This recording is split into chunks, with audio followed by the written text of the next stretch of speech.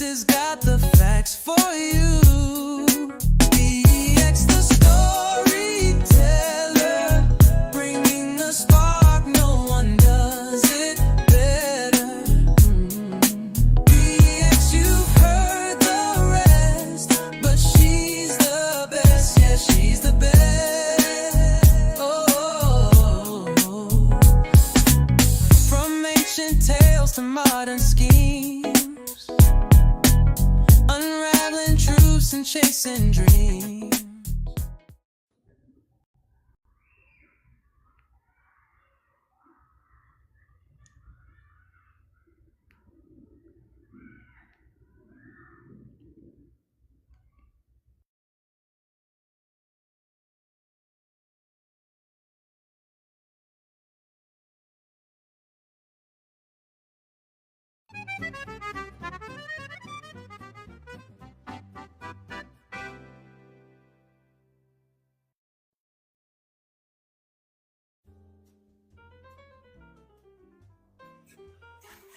What's good, BX? Hey, Leo, I said he's going to think I'm so unprofessional. No, you're good. I just got so tired yesterday. No, Then I today, understand. I decided to stay up, and Marshall went live. So he's hosting a very important live about the doxing situation and stuff like that. Just talking Right. about how we can move forward as a community, no matter how we identify, without all the rigmarole. So before we get started, right? Um, I would like for you to share with the listeners how we can follow you on social media and your music, and if you want to give your nonprofit's name, so that way people could support your endeavor there too. Um. Okay. So, the nonprofit is the Solon. What is it? The Solon Heritage Fund. So I'm dealing with the IRS right now to get certain things certified and stuff like that. But you can look it up on the IRS website. Once I get all the bells and whistles figured out with that, then I'll be able to share that more often. But my social media is Leo Spell. For most of my social media, Leo Spell or Leo Spells. What is it? On Instagram, I think on X, uh, YouTube is like Young Leo C, I think. And then on here is Leo Spells. So yeah. Okay, got it. Um, so Chicago is recognized globally for its rich history. One significant event is the Chicago Race Riot of 1919, which began after the tragic unaliving of Eugene Williams, a black teenager who was unalived after entering a whitey-only area of Lake Michigan. Could you share your thoughts on the impact of this event? And this period also saw violent clashes in other cities, including Houston, Washington, D.C., Omaha, and Elaine, Arkansas. Um, well, a lot of people talk about that. I'm not well versed in that. They just talk about it a lot. But I'm sure like it was a big impact on individuals who know the history for the most part. Um, Right. and Chicago is just it's a very resilient city. And it just it just really made me who I was as a man. It made me very was resilient, tough. It built my mental fortitude,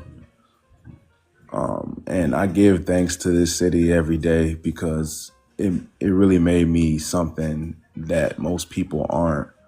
Um, I'm not really well versed deeply into that specific story and history, but I will look into it now that you brought it to my attention. So, just for clarity, right? Um, there's a lot of our history that may be like hidden. And so sometimes we kind of have to go search for it. So my form of activism, since I am a journalist, is bringing Black American history to the forefront. So I decided to keep interviews with like you, Afro Lee, Keisha from Thorough Black Talk Worldview. Whoever is from cities of diverse places that's undergoing like immigrant crisis, or if us like the North has tension with them, such as the South due to the tethers and some other things. I want to keep it where we bring the history out, we talk about it, how it influences us, and how we can move on. So I'm glad that you're going to look into it, but you probably know more than a lot of other people know. They would have said 1919 Red Summer. What is that? But you've heard the story before, and you know that it did greatly impact your city because there was racial violence there. Right. Right. So that's good that you do know about it and that you will research it. And if you want to come back and discuss it, because I plan to have a panel like outside again with Buki, like we did the first segment of healing intra lineage issues while combating ethnocide. So you often reference the culture. Could you describe what it means to you and who or what defines it in your perspective?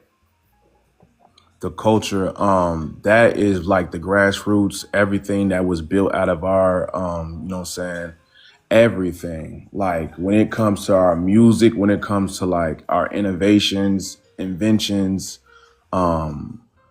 media, just our whole legacy of who we are and what, you know, Black American is, an authentic ethnic Black American. That is the culture. That is the grassroots. That is the heart and soul of this country. The very essence, the very cultural fabric, the very face of the culture when it comes to the United States of America. That is the culture. So I don't go against that. That's just my people. That's my tribe of people. I don't always agree with every little thing, but as a man, I feel like it's important to stay in solidarity with your people and your tribe of people. And whenever there's a concern or a social issue pertaining to the culture or the grassroots or the people, the Black American people of this country, I listen to it. And if it makes sense to me, I speak on behalf of that. 1 minute. I'm sorry, y'all. I'm doing a one-on-one interview with Leo, but I guess Black, you're welcome to stay. But I have some pre-written questions for Leo. I'm gonna leave. I could come down and jump in. Leave, but I just want you to understand it's an interview one-on-one with me and Leo. Understood. I'm dropping down. Thank you. And me and you still have to set up the date for yours so you could tell us about your business ventures too, Black. So I'm glad that you brought up the culture and tapping into the culture and what defines the culture and how you try to stay in touch with it. I gotta ask you, Leo. And this wasn't on my bingo card for today. I was gonna stay away from it. However, what do you feel about Monaleo?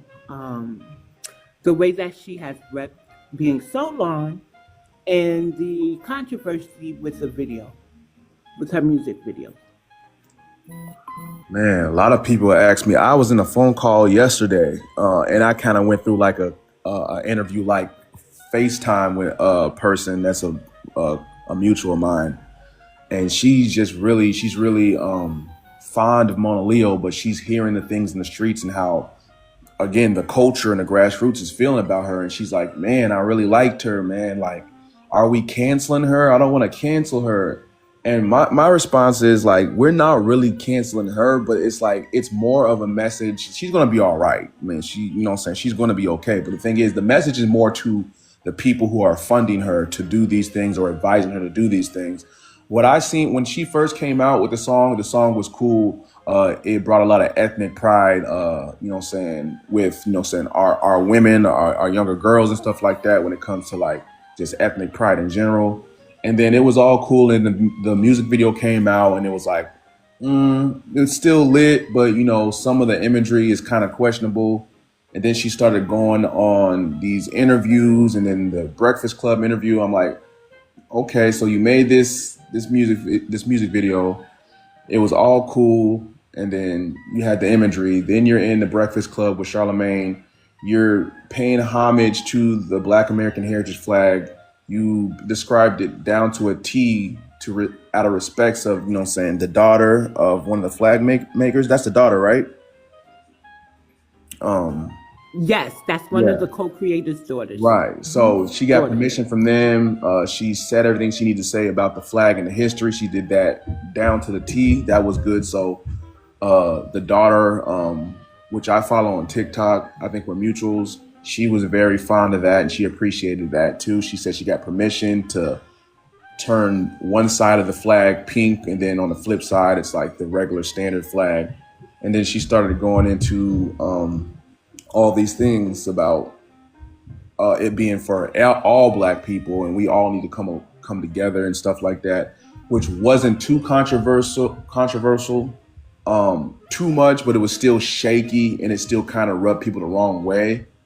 Then she came out with another, and I don't know what time frame she did these interviews, but then that interview started floating around and coming out right after that, and she was getting a lot more spicy, a lot more aggressive with it. And then that really rubbed a lot of young ladies the wrong way. And I mean, I'm reiterating young ladies because, she's a female and she's of the lineage. And when she came out with that song, a lot of girls were looking up to her and jamming the song, and the songs are very catchy. So when she kind of like reiterated that she doesn't care what nobody thinks, or she said these disparaging words about people that might have been part of her fan base, it did rub a lot of people the wrong way, including me.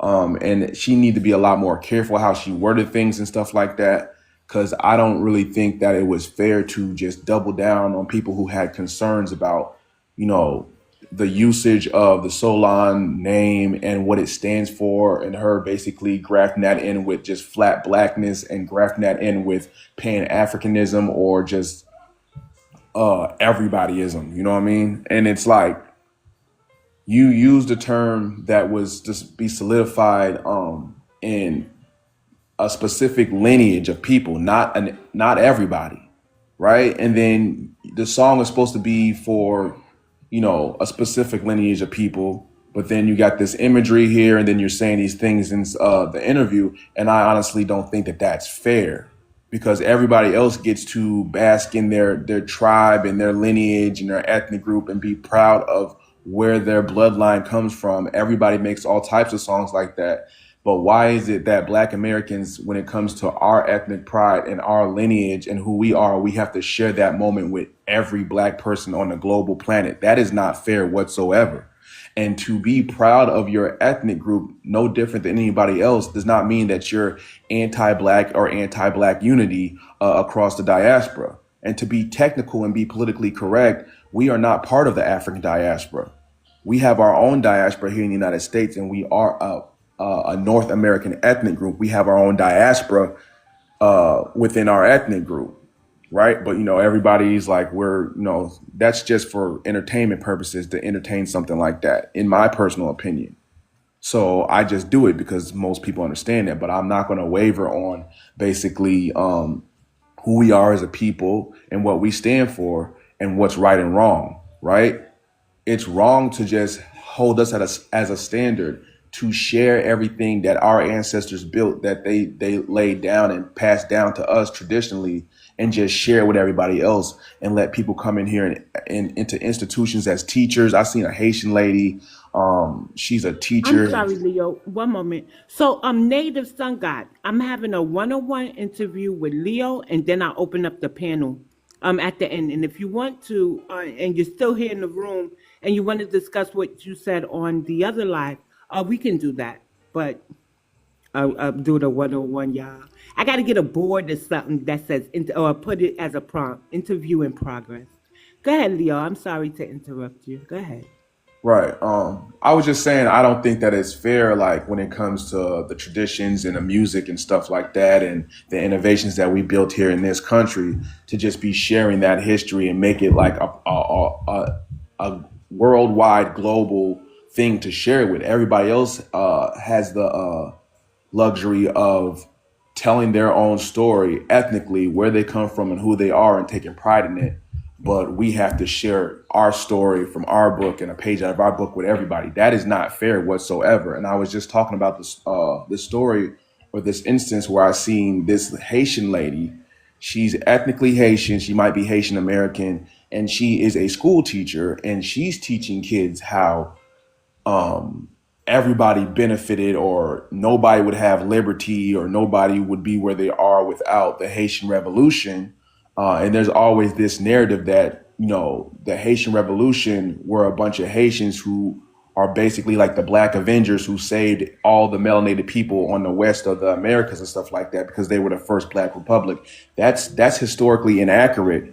And that story is starting to be a burden to what we did to liberate ourselves in the United States, or what we now call the United States. That's not fair. She should be teaching that narrative through her ethnic lens to a bunch of school kids. She should teach like the history in all totality, right? So that's just an instance of people just trying to graft themselves into our historic history and our story when they have their own story. No one's saying that. No one's disrespecting 1804 or Haiti's revolution, but you need to tell the story all across the board. Don't tell it in a way where, it's his story or her story or something like that, where it makes you guys look like you were the Black Avengers that saved everybody. Because that's exactly what the clear person and the colonizers did. They came and told a story like they were the victors and they were the heroes and stuff like that. I think it's time, like in this information era, we tell the story fairly across the board for what it truly is, and not take away from other people's liberation in their history, or disparage other people's ancestors, if that makes sense. Yes, that makes sense.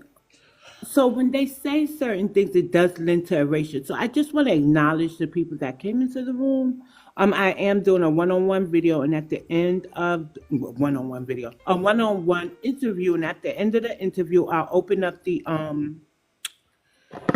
panel. So Leo, RNA Solon asked, "What app are y'all using to make these amazing prompts?" Leo made my prompt for me, y'all. I told you need to make bundles. I could tell you how to get some extra money. I feel you. I hear you. Yeah, you just use an AI program. You know what I'm saying? I use ChatGPT, and then I do personal edits in Canva.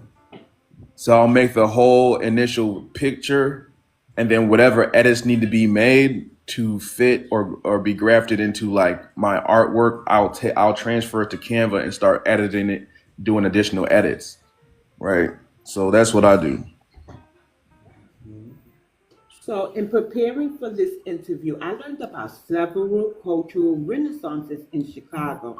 Now, I'm not sure what part you heard of segment 1 of Healing Intra Lineage Issues, when we were all talking about, and I brought up that there are 2 renaissances, one in Harlem, one in Chicago. And what I didn't like is when I would read the comments and people be like, Chicago had the real Renaissance, because they were happening at the same time, right? Well, Harlem Renaissance, you really hear everybody talk about it, and you hardly hear anybody talk about Chicago's. At least I don't. But in preparing for this interview, Leo, do you know that they have more than one Chicago Renaissance?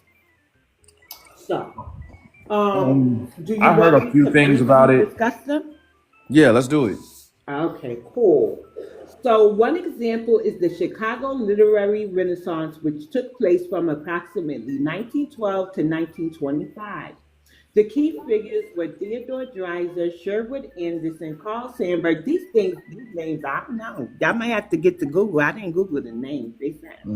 They sound Black American to you? Edgar Lee Masters and Harriet Monroe. Key themes: realistic depiction of the industrial and urban environment, and a critique of the failure of traditional American values in modern society. We might have a little mixture there going on. Keywords: Master Spoon River Anthology, Sandburg Chicago Poems, and Anderson's Winesburg, Ohio. Key institutions: influential little magazines like Poetry and the work of social reformers at Hull House. Oh, okay, now this You know what? That probably is white tea because you know what the next line says? From my notes, Chicago Black Renaissance. So yeah, that probably was the white tea one. Okay, for sure. All right. Well, we still got to know that in case we got to Right. debate some white tea people. You know, we need to know something. And that happened between the 1930s and the 1950s. And the key figures were Richard Wright, Gwendolyn Brooks, Margaret Walker, Archibald Motley Jr., and Catherine Dunham. Key themes depicting the Black experience from a Black perspective, social realism, and creating art that served a political purpose connected to social protest movement. Key works. Let's see if you heard of some of these. Wright's Native Son, Brooks' poetry, and the social science work Black Metropolis by St. Clair Drake and Horace Cayton. Um, nah, you're putting me on right now. Okay. You're putting me on. I'm gonna keep it. I'm gonna keep it real all the time. You're putting me on right now. I'm gonna look into that stuff.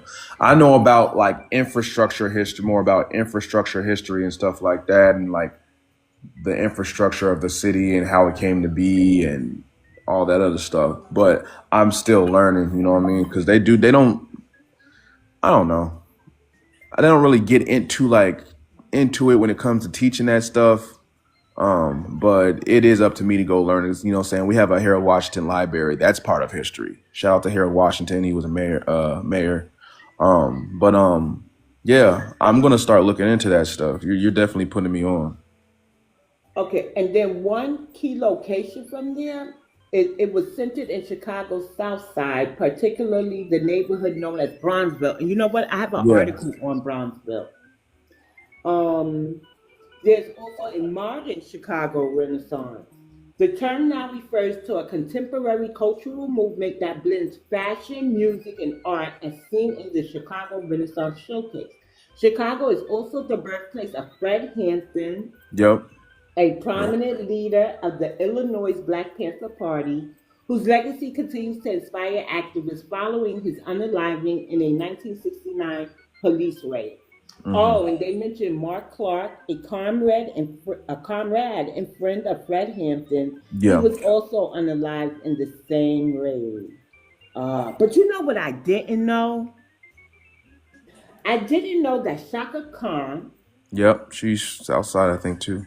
Oh wow! And she actually joined the Black Panther Party No, I didn't know at that. at the age of 16. And Shaka Khan. yeah, Shaka Khan. So what they say is that she contributed to their free breakfast program and became friends with Fred Hampton. You see Okay. that? That's We what's got a up. beautiful history over there in Chicago. Yeah. So the next question is, how does Chicago's legacy of revolution and resilience inspire you to remain engaged and active within the culture today? Yeah, that's a real good question. These are good questions. I take real deep pride in just, you know what I'm saying, being from Chicago and stuff like that and all the history, the things that we did, especially what's going on now with the how they flooded those people into our neighborhood and how our elders still have that spirit, bro. They're still in the city hall going hard at the mayor. And we just come from a very resilient group of people where we just don't let people play in our face. And it just like, I just feel like it's my turn, right, as like somebody that's getting older and stuff like that, to just show the pathway for the younger generation and show them the ropes and how to do certain things so that they don't fall for the okie doke and drink the Kool-Aid and so on and so forth, because they're pulling the same tactics that they did back in the civil rights era. It's the same thing, but it's just in the information age. They're doing the same things like when Shaka Khan and Fred Hampton was doing their stuff. They were deploying agents and stuff like that amongst them. The same way we're moving and trying to fight for this new age Renaissance delineation movement. Like it kind of mirrors each other, and we're trying to just basically say that you people need to honor our ancestors and give us the same resources that you're giving everybody else, and not appropriate us or misrepresent us with other people and other foreigners. So I definitely resonate with that. And what they're doing is they're deploying these weirdos on TikTok. They're deploying them on X and YouTube and Instagram and all these other things. And that goes back to the Monaleo thing. I don't necessarily feel like she specifically has any ill intent, but she might be weaponized or might be incentivized to say these off code or these strange things that aren't really coherent with our delineation movement, right? So that means using musicians back in the day. I feel like they used to be on code back in the, the 50s and 60s and 70s. I feel like they were more on code back then than they are now. So we got to deal with musicians saying weird stuff that don't make any sense. We got to deal with foreigners coming in here, meddling in our affairs that have nothing to do with them. We have to deal with random selfish people who want to name for themselves opportunists and stuff like that. We have to deal with all people from all across the board. They're like forming Voltron on us, right? And I feel like it's my job as a person who shares this lineage to stand in truth and bring truth to power and make sure these people aren't infiltrating our movement and lying to our children, and just giving us a fair shake at this, in this day of age. So I'm not going to allow nobody to lie to our kids, lie to our women, lie to our brothers and sisters about anything when it comes to honoring our ancestors and giving us what we deserve, and to just do the right thing and have morals and principles and integrity and be a true steward of my community. That's how I feel. Brilliant. So, I'm going to just address the elephant in the room when Chicago is mentioned, right? So Chicago often faces negative perceptions, sometimes based on selective statistics. My research shows that its reputation as a dangerous city varies depending on the data used, right? Right. And so what that means is that let's take the ranking by visual capitalists. They had Chicago listed as number 9, right? And Right. that's based on citizen reported crime. But that's not even the top 40. However, a different 2025 ranking by Medium based on Wallet Hub data doesn't even list Chicago among the top 40. Okay, Right. so that's what it meant. Exactly. Yeah. So let me clarify, because I said it sounded kind of funny. So in 2025, ranking by visual capitalists has Chicago ranked at number 9. Now, when you look at the top 40 list by ranking by Medium, and it's based on Wallet Hub data, it doesn't even list Chicago among the top 40. So there's Right. some things being misconstrued there. I gotta tell you, I always felt after a while that the talking points surrounding Chicago were biased. They were stereotypes. Now, I'm Yep. not saying that pew-pewing children or children getting caught in crossfire is. I'm not condoning that at all. Right. Of However, course. when I say it's an agenda, it's when white people don't want to take accountability for something that they have actually been the culprit of, right? So when we trying to hold them accountable, they say, "Oh, what about Chicago?" So when I realized that Chicago may have had some issues, I started doing a little research. This is why I love group economics, right? Because the research showed at the time, and this had to be about 2010, that if you provide job opportunities to a certain demographic, it will decrease their crime rate, especially among the youth. I mean, I pushed for people to get on group economics till I was tired. And I tell you sometimes, Leo, sometimes the hardest people you have to fight are your own. And you can Yep. see that in instances of when it comes to voting and things of that nature. And so-called coalitions that they want us to uphold. Um, so so with that said, Leo, What do you think about the stereotypes, and what are your thoughts in kind of overcoming that? I think the stereotypes are completely unfair and disingenuous. I feel like everybody, it's like they, some people, like, we have a street cred about us and stuff like that that makes it seem like we're some of the toughest people around. But then sometimes it gets out of hand and people take it to the next level by using our city as a dumping ground for negative stereotypes on our community. So whenever somebody wants to talk bad about Black Americans, they just throw Chicago in there because we have a big, prominent Black American presence in that city. And it's like, it's ranked one of the greatest tourist cities in the nation. So that's just a way to basically dismiss or downgrade what we've accomplished in this city. At the same time, basically using us as a dumping ground and a representation or a negative representation of Black America. Like, oh, look at Chicago, they're unaliving so and so and so and so. And it's like, bro, okay. That happens, and the things that happen in Chicago happen in every major city. You're not talking about California.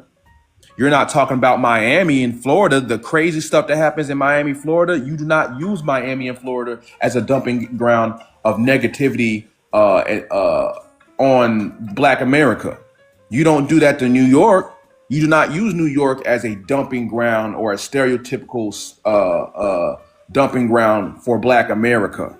You only do that with Chicago for some reason, because we have a prominent FBA presence and a prominent, ethnic Black American presence. Because it's like when it comes to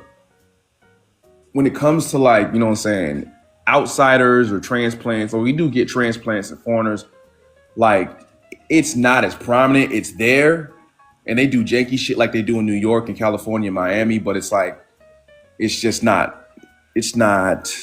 known for that, if that makes sense. So they have to find some way to make us look bad. And to combat it, you just use the true statistics, the true numbers, and the true history, and show us for what we really do. Like, us, our history, the history I know about, Chicago with, Capone and all that other stuff. Just show like what the innovations, the young man who built the first integrated hospital and performed he was the first person to perform open heart surgery, the first skyscraper. These are the things I've already said. Us introducing innovations like the light bulb via the World Fair, having a World Fair, and all these great things that we've done, just using historic references and using the things that we've accomplished and what we've done to show people, listen, this is not a dumping ground for your negativity and your stereotypes, right? Because if you really want to go there, we can go there. You know what I'm saying?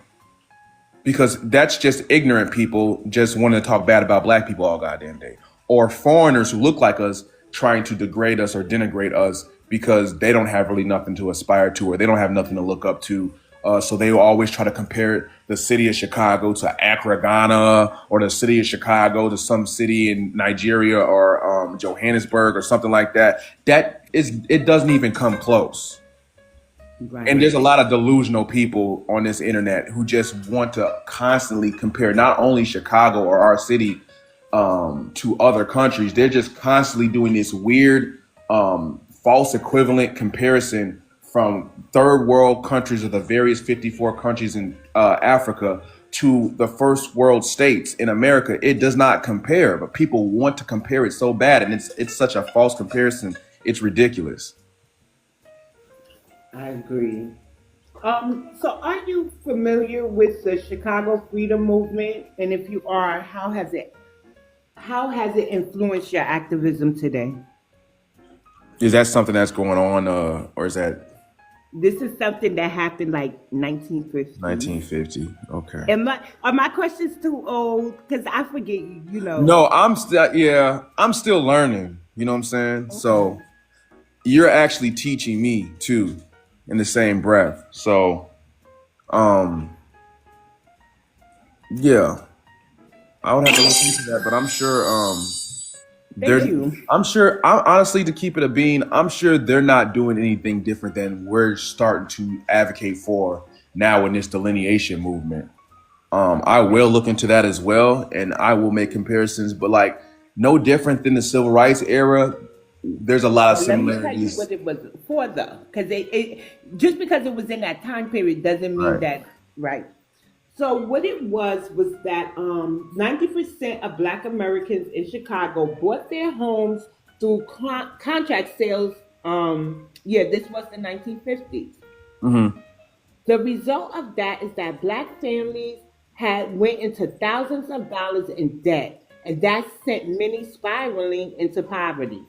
The Chicago Freedom Movement focused on home ownership and rental injustices facing Black families. Dr. King and his staff visited tenants in apartments with atrocious conditions. Many of the apartments were rat infested, without heat, dangerous, not regularly repaired by the landlords, and extremely overpriced. These unsafe and unaffordable housing conditions became the focus of tenant organizing over the course, and then it says up until 1966. So the tenants and residents who joined the Chicago Freedom Movement held mass meetings to discuss their grievances and strategize about how to bring attention to their issues. They held rent strikes, hosted workshops for youth on nonviolent Okay. activism, and they boycotted banks and businesses that discriminated against Black Americans. So that sounds like Okay. predatory lending, But predatory contracts. Yeah. I heard about But the story with Mr. King, but because it was Mr. King, but I didn't know that it was a whole. It's just stories that elders told me. I didn't know that it was a whole. It had a name and a movement, and all that other stuff. Like they just mentioned stories like that. So that like I'm glad to hear that in like a full scale of things. That's pretty cool. I didn't really know the full thing. right now, listen to this. Right. So on Sunday, July 10th, 1966, they called it Freedom Sunday. Okay. Dr. King stood before 30,000 Chicagoans at Soldier Field and spoke powerfully about the injustices in the housing industry. King declared, I am still convinced that there is nothing more powerful to dramatize and expose a social evil than the tramp, tramp, tramp of marching feet. Hundreds of residents then marched to City Hall to post a list of their demands, but the white citizens reacted in violence. Yeah, so they say that an angry mob of white tea attacked the marchers, set their cars on fire, threw rocks, glass, and racial slurs at them. The mayor of Chicago, Richard Daley, responded more positively. He agreed to meet with Dr. King and the tenants and negotiated an agreement for the city to adopt fair and open housing policies. Though some Black Americans argued that this agreement was weak and thus represented a defeat for their movement, Dr. King said it was the first step in a 1,000-mile journey. Okay. Wow, that's That's deep, that's right? that's some good. That's some deep history, man. Yeah, it is. Yeah, I was told about King coming over here. Like it's just vague stories that the elders told me. But I'm glad you told me that, man, because it's like full scale. Like you see, like based off what you told me, like you see the full scale of what happened. So that's interesting. I'm definitely gonna like look over that and incorporate some of these stories because I know a lot about Chicago, but some of the stuff kind of evades me. Just instances like this where I know a little bit of it, but not the whole story. So I'm Yeah, glad that we're having this interview so that I can learn as well. I don't know yeah. everything. I'm gonna keep it a bean. I don't know everything. Me either. This the stuff that I'm learning about New York. And let me tell you something. Whenever you see me say, "Oh, they're from New York," I'm gonna pull them up. I'm gonna pull them up. Those are the people that are teaching me so much more about New York, my city. And we know I love New York. I when I write my books, I put New York in the title. I put Bronx in the title. All the settings are New York. So I really love my city, but there's still a lot more to uncover. So don't think I'm sitting up here like, oh, Leo don't know nothing. No, there's always something new to learn and always something new to explore when it comes to our history in this Hmm. nation. Why? Because they try to hide it and stifle and change it from us. Right. And that's another thing I want to get into, because these stories and stuff like that, these are like our historic blueprints. Like, they know all the historic, like, terroristic things they did to us, and they reiterated and implemented like generations upon generations on us, because, you know what I'm saying, it's a new generation that's not in on it. But when we retell these stories, you know what I'm saying, that's part of like generational survival when we tell these stories, because it's like the blueprint that we use to combat these things that they're doing, because they're still implementing these things to this day. So it's very important to be telling these stories of what our ancestors did to combat the little janky shit they did back then, because they're still doing it. If that makes sense. No, that makes perfect sense. And that's why there's a genealogist, and he was on TikTok. I think his name is Walt. And he did like a segment talking about Chicago and how they've been sort of put in this type of spotlight that they talk about Chicago now since like the 1900s. And it always leads back to that daggone white tea community. If I ever run into that his video again, I'll send it to you. So Book of Negroes says we must tell our story because they are trying to erase history. See, this is how we combat erasure. I'm glad that I'm doing this. So I have like just 3 quick more questions for you, and then we're gonna get your vibe check and either open the panel or shut down if people aren't in the room. I know a lot of people go live and sometimes people room hop. So with the you ready? Yeah. You ready? Yes, Okay. ma'am. With the history of Chicago activism, what do you think is the future of activism in the city? Will you expand your activism beyond your music, TikTok lives, and videos to include traveling and motivational speaking across the nation? So that was kind of like a 2-in-1. I should have read it separately, but go ahead and answer how you feel. I mean, if people want me to come and speak and talk about certain things, I'm willing, you know what I'm saying? If everything's set up the right way. I don't see myself personally, I just see myself as a regular person just speaking on behalf of my people on TikTok and social media. But I mean, within the last year, people have really been gravitating towards my videos. And if that's something that conspires out of that, then I'm down. If, you know what I'm saying, if the setting's right, I'm down. Yeah. Well, you might for Tariq now. Who knows? Maybe he'll have you as the voice of the younger generation. Well, compared to me and him, you're younger, right? And at the reparations rally, you never know. Think big, think big. Yeah, that's true. Yeah. So what are your hopes for the future of Solon and foundational Black Americans, even though we're one and the same?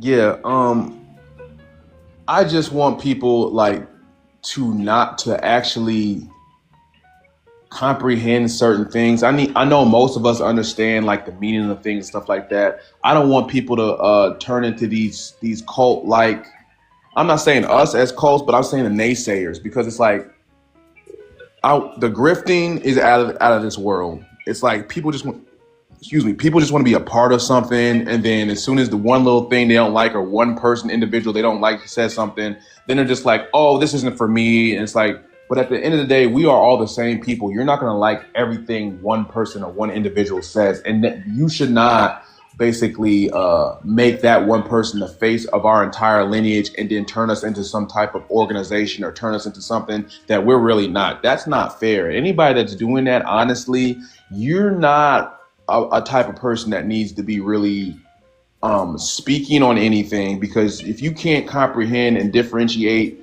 what I just said, you have a lot to learn and to do. You have a lot of development to do, because there's too many people in here just looking for something to be a part of when you were already born into the lineage in the first place. Like, and they're just going person to person. There's a lot of two-face. Like, it's just so messy. But like the future, like, I just want this movement to be known as something, you know what I'm saying, that we fought for on behalf of the youth and everybody else, and to push our message forward into the future, right? Just taking a mantle and passing it down like we got from our ancestors and our elders, and just to know that we did everything that we could and we maneuvered in the right way. Because FBA and Solon, it's just a terminology. You know what I'm saying? Maybe in the 20 years, the young kids are going to be saying something else. And it's not really for me to be, saying harping on something that's not really a big deal. But as long as the message and the path is moving forward for a better future for the youth and the next generation, that's really what matters. Not all this, the semantics and all this little stuff, if that makes sense. Perfect. So you gave some really good answers, right? But now for my favorite subject, where listeners get to know you a little bit better, because I'm going to give you a vibe check. Are you ready? Okay. Okay. Strawberry cake, chocolate cake, or coconut cake? Man.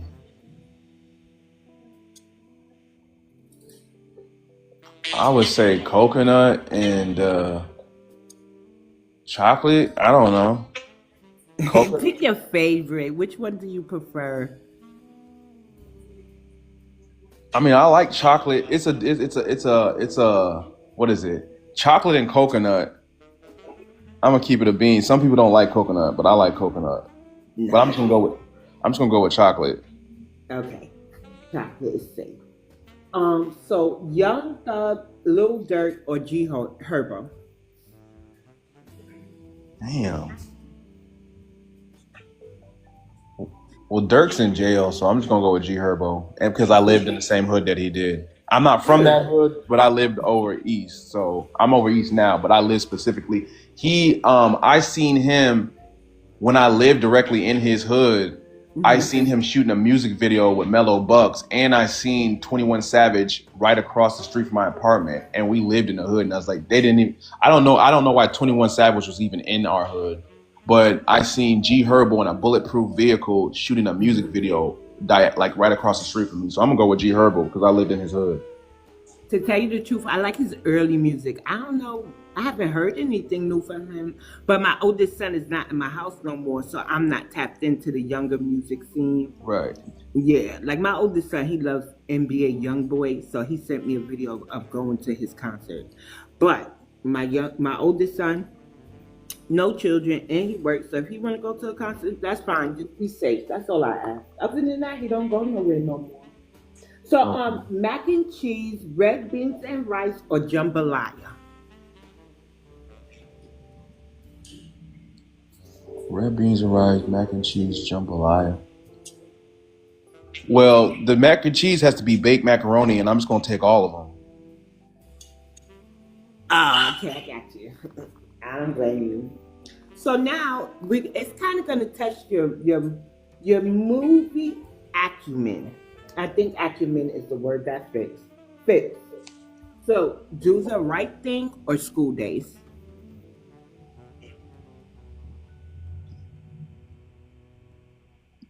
Do the Right Thing? Mm-hmm. You said, wait, can you say that again? Do the Right Thing or School Days. Both of these movies are by Spike Lee. Yeah, I like Do the Right Thing though. Okay, that's fine. That's fine. Now this one's gonna be hard, and I hope Janet Jackson never hears this interview because I don't want her coming for me the way she came for Jay-Z. But I gotta ask you, MJ, Prince, or both? Man, listen, I'm gonna keep it a bean. I was not that familiar with Prince at all. I didn't get familiar with Prince until I got older. But MJ, ever since I was 5 years old, it's MJ. Since I was brought into this world, it's been MJ. Okay. So now we're gonna find out what type of woman you like. And Okay. I chose the woman for you, and one is you. She would be your cougar. Well, they might all be a cougar. Wait, hold on. I'm really not tapped in with who's, Yeah. So anyway, woman crush. Janet Jackson, Nia Long, or Taraji Henson? Man, Janet, Taraji. Shit, I'm gonna go with Nia. Like, I'm gonna go with Nia Long because that's who it was when I was like a teenager. When I was a teenager, it was Nia Long. It's just everything was Nia Long. Even when I was white, I think she was in Fresh Prince too. Yeah. So she's been around in my face, been put in my face since forever, since I was younger. So I'm gonna go with Nia Long. The songs, the rap songs in the early 2000s, Nia Long this, Nia Long that. So yeah. So Which Lisa though? Which Lisa? Because there's a lot of Lisa. Left Eye. Lisa If- Left if- Eye? If it's Left Eye, I'm choosing Left Eye over all of them. I don't give a fuck. If it's Left Eye, I'm choosing all left. That's bro. She was one of the most beautiful women I've ever seen. Like even just growing up, like I don't even know this. Like, and she's just like very spiritual and wise. I used to binge watch that documentary, bro. Oh, Lisa, wait. Lisa was her character name in Fresh Prince. Oh, okay, then yeah, Nia Long. But like, if you want to talk about Left Eye, I will Left Eye all day. I don't care. She's not even just on some like physical. It's just like spiritual wisdom shit with her. Like I would just sit there and watch that little documentary thing on TV, and I'm like, this girl is smart as hell. She used to talk about how she used to get treated by Dr. Sabi and shit. I don't know what it is about Lisa Left Eye. I don't know what it is about her, bro. But if she was on a list, I would have just chose her over everybody. There's something about that woman. Basic said she was crazy too. Thank you for giving. She was crazy, but shit, I'm not gonna mess with her. Mad. I'm not in the business of making black women mad. So I would have been good. So this is the last vibe check question. You ready? Yeah. Name your favorite rapper of all time, and you could name a man or a woman. Dude, I'm just gonna say Tupac, bro. I don't care. Because you can't get no. What? He's like Tupac is like the Jesus Christ of hip hop. You know, I know he is, right? That's what y'all consider him to be. However, I really didn't expect you to answer Tupac. I don't know why. Tupac was the first. So I'm a 90s baby. So when I was in Chicago driving through the tunnels listening to music, Tupac was always on the radio when I was a baby boy. He was the first rapper I was introduced to. So I heard Hit 'Em. The first rap song I heard as a baby boy was Hit 'Em Up. Driving through a Chicago but you know tunnel. what? My children, okay, so my oldest son listens to a lot of hip hop, but my youngest son is like, I want to say, I don't want to give him a name that would make him feel funny, but he only listens to like 2 rap songs. And the first one that he would really listen to was Chief Keef until Kendrick Lamar came out with Not Like Us. But he's like the anime kid. He listens to Linkin Park. Chief Keef is definitely he's a legend in Chicago. Chief Keef has really made a mark. He's the godfather of drill. So all this drill music is coming out like that, and all the UK drill. Chief Keef is the godfather of that, and he was only 16 when he came out with all that shit. I have weird children, y'all. Well, my oldest son, he not in the house, but he loves NBA YoungBoy. So yeah, NBA YoungBoy is good. I feel like whatever city NBA YoungBoy comes from, he runs that shit. I saw they was acting a fool. I saw some clips. If y'all want to request to come up on the panel, I don't mind. If not, I'll chop it up with Leo for a little while because I know he probably go live in a little minute too, right? Yeah, I gotta make a little bit of something to eat, and I'm gonna hop on. Okay. What happened? Well, there we go. Now I gotta bring Ken up. Okay, there you go. Yeah, so and I have an old school playlist, right? So I might have some Tupac songs on there, but I mean I got old school like X Clan, Jungle Brothers, you know. I showed Vamp my top, I think it was 25 a list, and he laughed at me because he said, "Okay, you're very New York and you're very old school. Like who listens to this stuff?" So Ken, I had like Rakim and all of them on it. I like Jadakiss. I like Jadakiss and Nice. Yeah, I like that. Nas was big as a '90s baby. It was Nas going out there going crazy. It wasn't necessarily Jay-Z. Jay-Z didn't really be my favorite until like I got older and more mature. But when I was younger, it was Tupac, and I heard Nas, and it was Nas and Tupac, and then Biggie Smalls, all the '90s like people. But then like those were like they had hit songs out that was just running through my head rent free when I was 6 in Chicago. Let me tell y'all something, y'all. You know that "Hate Me Now" song? Hey, hello panel. Hey BX. Hey Leo. Hey, Basic. Ken. Hey. So I'm kind of upset with Jadakiss, y'all, since he's doing a With Fat Joe. podcast. Yeah. So I haven't been able, and I love it. What did he do with Fat Joe? Was he defending? They have a Fat Joe? podcast. When he's at the verses and he does that, the real New York, Yeah, that shit was. I'm like, I didn't really realize he made those songs. I'm like, he made all the raw ass songs that I used to fucking sing, bro. Like the raw New York vibe ass shit that was like really New York. but That's he the New said- York I know, and I'm not But from he New did York. it with us. He did it with us, and he never stepped out of line. Joe has been around us for like the last, 30 years? Not me and BX, but meaning New Yorkers. He was in movies we were watching as young kids. He was always with the N-word, so we got to take that L for allowing that entire time. But he we've was- been telling him to stop doing that. He just never stopped. I mean, New Yorkers got to take that L. That was around him, that was allowing that. 'Cause I was like, why is he saying that? He's Yeah. white. I But was little. he looked white as a kid he looked white. When I look back at stuff, he looked white. But the thing is that he was only able to make those popping songs because he was around us. He was folding it out to our community. He was doing remixes with our rappers. But he was never Joe. If anything, it was pun. Like Joe was never like the forefront of anything in New York hip hop.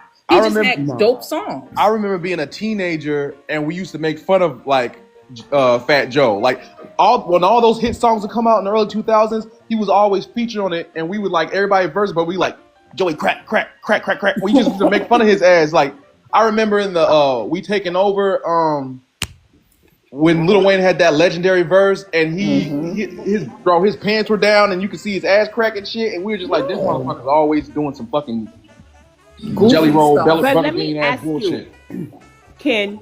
So, like with Fat Joe, I remember there was one time people were telling him to stop saying the N-word. And he was trying to say that he was black. And people were like, "You not black." And then Remy Ma came. And Remy Ma was like, "Joe's black. What are you saying?" No, he ain't no goddamn black, and she knew damn well. I don't know when why you say people were New doing York that shit. gotta back take then. the L, you mean people like Remy, right? People like Remy. She been taking L's, like bro. Remy. She been taking L's for the Not last us year. as a city, because our voices got drowned out by people who support that and who uplift it. Yeah. So you're absolutely correct. She been taking L's left and right. I think New York has like a different and interesting culture, because before Fat Joe, I think it was J-Lo. When J-Lo had a song with Ja Rule and she said the N-word. I think But Ashanti was singing it. Say it again. Oh, was that's singing right. those songs. Ashanti was singing them. We just found that out recently. No, Ashanti wasn't on there, was it? Ashanti was singing a lot of her. Wait. You don't get it. Basic. J-Lo is Milli Vanilli. Yeah. Yes, Ashanti was the real voice. Yeah. Oh, okay. So the song was I'm Real, and it was J-Lo and Ja Rule. And Yeah, that definitely was Ashanti singing then. okay. Oh, so J-Lo was Malvin lyrics and shit? Yeah, Ashanti. Yeah. Was singing. What the fuck? I thought she Yeah. was actually singing that shit. No. Damn, that shit was so good. Yeah, I had to go back and listen to that. But yeah, there was a big controversy when she said the N-word in that song, and she received a whole lot of backlash from people that was outside of New York. But the black people of New York defended it, and they was like, that's how we are in New York. Blah blah Probably blah. them damn calling Caribbeans. Because I'm starting to think, honestly, BX, because I go back far, and I'm starting to think a lot of stuff that we was thinking was us Was the Caribbean. I don't know if it was us. So they've been doing this shit. I feel like forever. because they get on it. This was one talking to BX yesterday, and it was burning my blood because he was sounding like to the soil Black American from DC, and he was a whole African. Mm-hmm. Do you remember that conversation you was having the other day? Yeah, And he was sounding pissing me off because you really couldn't tell that other from him than him saying he was an African. He sounded like a dude from DC. That's So crazy. I think they've been doing this for a long time. When that happens, Ken, they usually slip up because their ideology is not like ours. That's what tells on them. Right. Or they don't understand a part of the culture here. They don't understand our code. We don't, Black American women, for the most part, we're not going to get on no stage or on no large platform and just completely tear down a Black American man. Because those be our fathers, those be our sons, those be our brothers. We understand the nuances in our communities, but we don't just automatically, we tend to protect. So when you see them, you see what I'm saying? When you see them doing stuff like that, either they with African or they themselves have some sort of affinity somewhere else. So to your point, BX, it don't just be the language, it be the code too, that we could kind of be like, this is, and the minute they start saying certain things, it's like, we don't, especially not in this climate. We're not talking like that in this climate. Mm-hmm. Yeah, no, I never grew up around Black women necessarily. The climate that they made where it's like bullet bags and niggas ain't shit, all this shit. I never grew up seeing Black women do that shit. Like, yeah, they might say niggas ain't shit here and there because of some personal shit, but we never thought that it was never given. I hate y'all, motherfucker. It never gave that until these weird ass people came out here recently within the last 4 or 5 years doing this weird shit. And then just to find out a lot of these people are foreigners and stuff like that and trying to push this gender divide between us. But I never grew up with Black women saying shit like that. You know what's so crazy? I was thinking the other day, when I think about all the older Black men that I grew up with, like, old Black men were always very special in my life. Like, they were always good to me. They always talked well to me. They always taught me things. Like, it's just, I don't know. I think, I'm not saying we don't have issues and we won't have people in our community that do certain things, but like collectively just disrespecting our men or collectively saying, oh, we all the same, we all get treated the same by it. Like, some of these ideologies, once they start talking and going against code, you kind of already know, like, it's something else going on. A big giveaway. Yeah, They're married to a foreigner or something like that. We want to see our people win. We want to see our lineage grow. We want to see us still having, existing as a people. Like, you know what I'm saying? Thank you, Golden World. When these people start talking, it's like, and for a long time, I've been like, wow, they say such horrible things about Black men and Black women, but I didn't experience like these horrible, I've had everybody had bad relationships. We make bad choices. A lot of that be that. You just choosing the wrong person. But I've always had, like, my father was a dope Black man, even with all his issues. My brother's a dope Black man with their issues. Like, the women, like, I don't know. So when I hear some of them talking, I'm like, and so before I go on a tangent, I'm going back to what Basic said. A lot of these people don't be us. And I'm starting to think this been going on for a lot longer. Let me give you an example, BX, right? I went foolishly when I was young to somebody's house to fight them, right? Now, you don't go to nobody's house to fight them, but I did. And it was a Spanish person, right? And it was in the projects in Brooklyn. And she didn't expect this, so of course she got beat up. But her family came up the stairs while we was kind of in the hallway tussling, and her family jumped in. Of course, these are Spanish people, so that's to be expected. I somehow finagled my way out of literally being jumped by Spanish people, get out of it, get down the stairs, running to get the fuck away, and it's Black people standing outside. And I'm like telling them, like, yo, this fucking girl and her family is trying to jump me, and we all Black. They just standing there looking at me like, it took me damn near 40-something years later, because I was a kid when this happened, to say to myself, those was probably not even Black people standing up there. Those could have been Africans. The same situation with that when that tranny lady or the transformer was jumping a black girl in New York. That viral video that happened. Yeah, Those people standing around was not authentic Black Americans. You had the UPS worker standing there looking shit like it's a damn circus act. And I'm like, who the fuck? That's a whole man. Like, why is you not helping her? So sorry to, I just think it's been going on for a minute. And I think that when I was thinking about the hip hop thing yesterday, I'm like, okay, if y'all just ran down names in the 90s. If you think about the rappers from the 90s, a lot of them, most of them are Black American, especially because hip hop moved to the South and to the West and to the Midwest. So it was them people who were early amongst us who, because they were, their families had got whatever incentives to be here. Those were the ones like the Dougie Freshes, the KRS-Ones, the now we know Busta Rhymes. Their parents probably had the money to buy them turntables and outfits and send them to be able to do. Dougie Fresh is foreign? He's foreign. What the fuck? He's foreign. God damn. He's foreign. And that's what I'm trying to say, Leo. What I think happened is that when they came amongst us in the 70s and the 80s in New York, we was going through it. I mean, let's just be real. You understand, in New York City, we were being hit left and right with a lot of different stuff, and we was also in the Black Pride movement, right? So Brotha is foreign, right? He was able to go into the communities in the Bronx and use his money to sort of, I mean, I don't want to go into that, but use his money to go to Africa, use his money to bring music back to New York. You got Heavy D is foreign. You got Dougie Fresh. You got KRS-One. Like, you got so many of those. The guy they trying to say started, the Jamaican guy they trying to say started hip hop.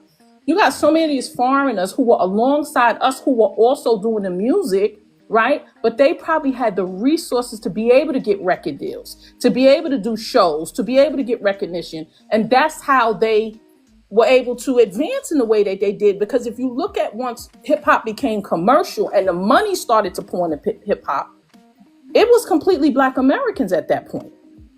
So here's what I researched, right? Curtis Blow had the power to commercialize it. I looked into his ancestry. They only talked about his mother. I think she worked at the Cotton Club, I think. But they never mentioned his father. Also, the ones who Sugar Hill Gang, the lady who was their manager is a Virgin Islander. Wow. Y'all can request up. I just had my interview with Leo. Y'all can hear that. I'm gonna say by tomorrow evening, or what's tomorrow? Thursday or Friday. So right now it's just open panel. And I'm gonna ask Simon why he didn't give me a mod on his page. Simon, you didn't mod me on your page, Simon. I didn't even know where the button was. But yeah, yes you did, cause Cash got a mod range. I wouldn't even notice unless Cash didn't say hi to me. Yeah, I hit it once, and then I thought other names would show up. I gotta check it in and save it. I'm trying to work it out. But yeah, I'm gonna buy you books. I definitely got you. Simon got tired of being dropped from everybody's panel, so he decided to finally go live after what, 4 years on here? People was dropping him? Simon always getting dropped from somebody's panel, right, Simon? Oh, shit. Yeah, people be crying and shit. And then when I see it, I jump on the panel. Why are you doing that? Or I be in the chat. Why are you doing that to him? Hey, Easy Does It. So we had a nice interview. We got to touch on some of Chicago's history, Black American history. And we find there were a few Chicago renaissances. We learned about the Chicago Freedom Movement, where Dr. King got involved due to subpar housing conditions and how they galvanized and how the city, I think they said the mayor or the governor came to an agreement with the homeowners who were they got into debt because of predatory contracts. So Chicago has a really deep history, and King came there. We know the Black Panthers and stuff like that. So this is see my prompt: how to heal intra lineage issues while combating ethnocide. And sitting here telling our history and reminding us of our great freedom fighters and our great resistors, right? Because they went over there and they resisted certain conditions. He wasn't putting our people in those conditions. I like that because they're erasing our history, right? But I don't really. Wait, let me ask y'all how y'all feel about this. Everybody is up in arms about the Smithsonian, and I'm looking at everybody like, okay. Everybody's up in arms about Florida and the textbooks. That is kind of shaky. Like, just take the shit out. That's how I am. Because I do understand that I went to a predominantly white Catholic high school in the Bronx, in the drugs section of the Bronx. And I didn't really learn all of my Black history in school anyway. So I'm like, I learned a lot of Black history, right? I gotta tell you. When I came on Facebook and started joining the groups, hi, Code Black, and people probably think I knew all this stuff all my life. No. And they say that Black people, well, Black boys learn better from Black men. And I think that's the same with Black people on the whole. I think that when we sit and we bring out the history that we know, because we're going to tell it our way and we're going to tell it accurately too, with some nuances, because we know white tea people, right? Better than the Caribbeans that's making the curriculum over there in Florida. So I'm not really concerned about the Smithsonian and stuff like that. Plus, we got the Hidden History Museum. Tyreek is doing events. There's one in November, and I wish I could get there. Like, we should really charter something if we're in the North and go out to Cali. I got all these great ideas and no funding, y'all. And I'm scared to create a GoFundMe account so I could get my ass to some of these events. But we got to start putting stock in our or our Tariqs. And we got to start supporting those who are telling the history. So I thank you guys for coming in and giving me 11 viewers and probably more in the hallway. I appreciate y'all because I have a low count in my room.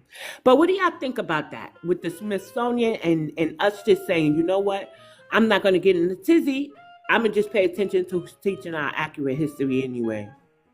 I've never been to the Smithsonian, so I don't know what's really accurate over there or not. So, what I know about the Smithsonian is, I heard they was trying to put a lot of LGBT stuff in there, and I could be wrong.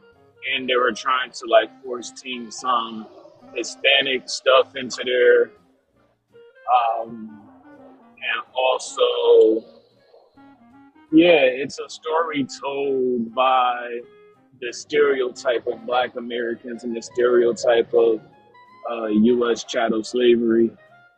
I'm not sweating it myself because of how I look at trajectory. If we're not in control of it, I don't think we should be wasting our energy on it anyway. Because when we're not in control, this is where a lot of stuff gets infiltrated at. But now that we're operating more in business and politics, eventually, if the Smithsonian goes down, because we're Black Americans, we'll always have the history and the documentation to rebuild and put the history back where it goes. So yeah, that's how I feel. I'm not really sweating it. We're positioning ourselves right now so that we can be in control of our own history and education. That's how I look at it. Okay, I'll go next. I guess we're going. Hey, Ish. Go ahead, Ken.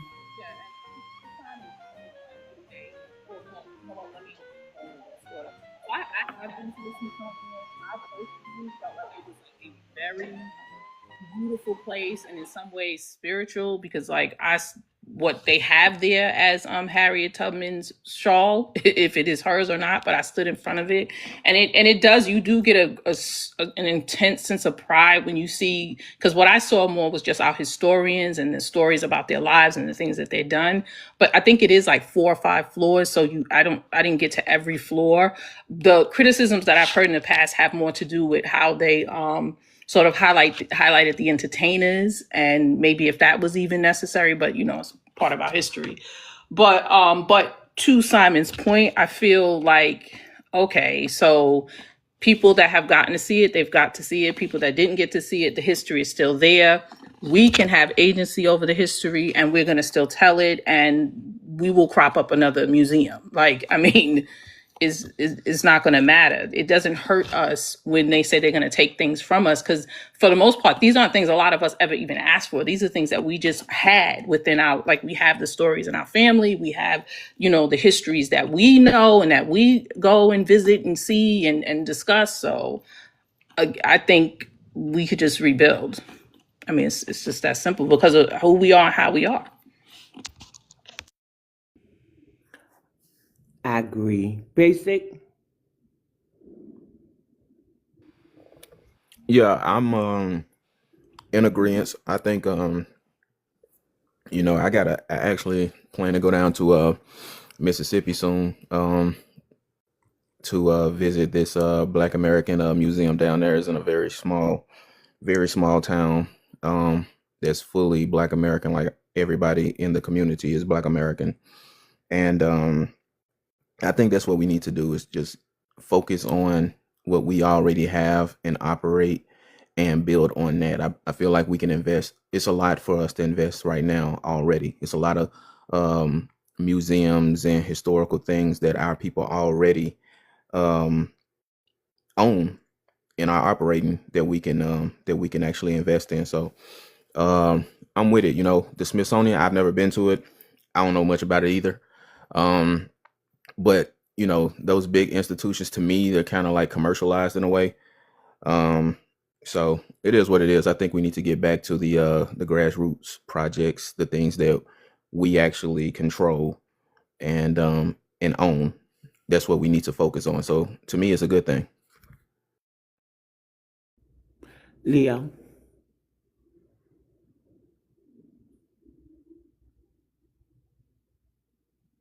My bad. I stepped away, man. I figured that. Did What you hear the happened? question? What's the question? I apologize. With the Smithsonian, the controversy where Trump is trying to take the slavery exhibition, I think, or take it away or make changes to it. The consensus is we're not worried about it. We're going to support our museums, and we do have a lot of museums. And Basic mentioned he's going to a museum in Mississippi, so we don't only have the Smithsonian, but some others are in a tizzy about it. But Right. what do you think? Yeah, I think we need to practice intergenerational survival and passing down traditions and information down to the next generation, our youth, and start our own institutions or buildings that teach our history. Like, I know Tariq Gat's one. We can be going there. We can be going to other places that you might have mentioned. And we just need to keep on just doing this in-house, because they don't really care about our history. They don't care about our kids. They just want to indoctrinate everybody and basically use people for their benefit. It's not really about tradition or history for them. It's about controlling the minds of people and indoctrinating people. So we just need to stick to each other, stick to ourselves, and make sure the Peace history gets out Basic. there. Basic says he's getting ready for work. Peace FBA. Oh, So I'm okay. saying So peace Basic. Thanks for joining. Go ahead. yeah, no, that's all I had to say. We just need to just stand close to each other and make sure that the information is getting passed down to the kids, especially the youth. The youth is the future. That's who they're targeting. They know the youth is the future, so they're targeting youth. That's why you have these kids over here. Some of these young people coming up here talking about stuff they don't know what they're talking about, or they sound really weird because they're being indoctrinated. So, and I don't blame them for it, but it's like they're basically committing cultural warfare on our children by trying to indoctrinate their minds for information or history or traditions that aren't necessarily ours or not necessarily true. So, yeah, it's very important that we protect the minds of our youth and the next generation, because that's who they're attacking. That's who they're targeting. You know what? You're right. And you gave me a little bit of a different perspective. So if a youth comes on the panel or a younger generation, and they're not sounding too smart like I figured we'd be, then it could be indoctrination and not tethernation. Right, because these kids are coming straight out of these weird ass colleges. The college, like, you know how the college don't be. It's just like the grammar school. The colleges don't be teaching the right history all the way either. So they be coming out of the college just saying crazy stuff, and it's just like that's not like I understand you graduated or something like that, but the history when it comes to the history that's pertaining to us, that's not exactly on the money. There's other nuances to the history that they didn't tell you, or they're not teaching in these institutions. So I don't really blame them, but at the same time, like some of them get disrespectful and they got to learn the history a different type of way, if that makes sense. Correct. So I kind of want to go to final words. I like to end the interview on a good note. That was a good note. Simon, you wanted to go first? Nah, go ahead. Am I first with the final words? I guess. Yeah. Okay. Yeah. So shout outs to BX, Leo. I'm kind of late on the interview. I'm gonna wait for BX to post it so I could tune in. But shout outs to BX for giving the opportunity for the lineage to speak and be centered with these conversations. And I'll end with this: when it comes to the children, they are being indoctrinated by these institutions, and they believe that those institutions are correct because the institution gives them a piece of paper that certifies and says, now with this information, you can get a job and you can be successful. And I think it is healthy for the grassroots to stay engaged so that the children can be given more information after they graduate from these schools and get into the real world. So, and I'll leave with that.